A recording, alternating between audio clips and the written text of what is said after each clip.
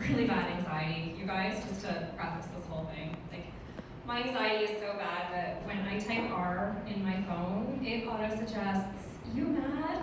as the rest of the sentence. It's so bad that I once let a dude call me Eleanor for an entire evening. It's so bad that when I have panic attacks, my Fitbit has started giving me credit for doing extra cardio. I also have a compromised immune system, so the last few months have been a blast. Seriously though, I am way more afraid of the test for COVID than actually getting COVID. Like, have you guys seen those things? They're pap smears they administer through your nose. And no thank you. I like my brain like I like my cervix, as unswabbed as humanly possible. I did spend most of that isolation period by myself, which sucked because, like, now I'm the asshole who didn't refill the ice cubes, right? But it was good because, to be honest, I went so long without shaving that my razor developed abandonment issues. Seriously, at one point I walked in on it, my bras, and a couple heels forming a support group. Another thing about me is that I come from a broken home. Still, tradition is super important.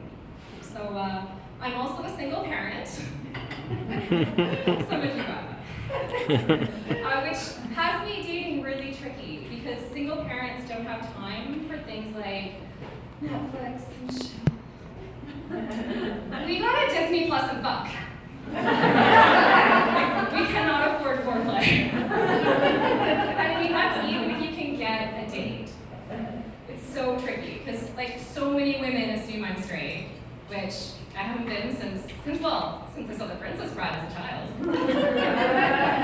And so many men do the whole, like, I don't want to raise someone else's kid nonsense.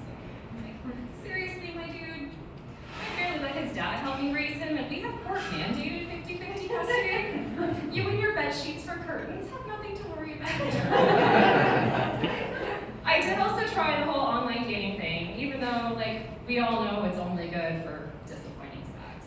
Like, you know the kind where he jackhammers you for 38 whole seconds before flopping on top of you like a dead fish and being like, "Did you come?"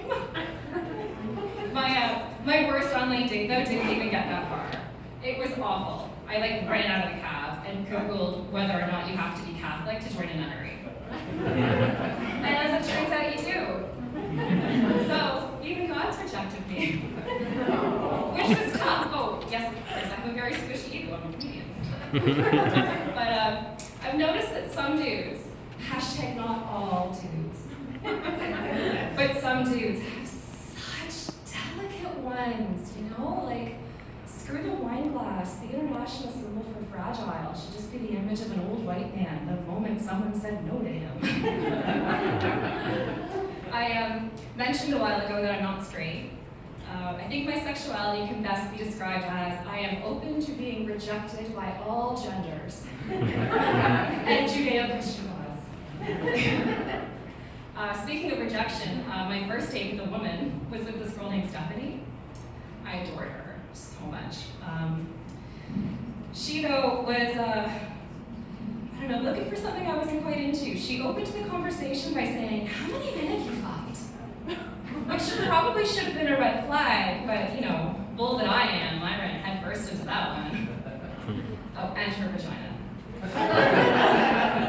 As it turned out, though, she was looking for a gold star lesbian, and I was more of an bronze level bi, so I had to return the U-Haul. Honestly though, guys, I've always been absolute garbage with women. Probably because all I do is jackhammer them for like 39 full seconds before flopping them on top of them like a dead fish and asking, "Did you come?" Thanks guys, I'm Ashley Curtis.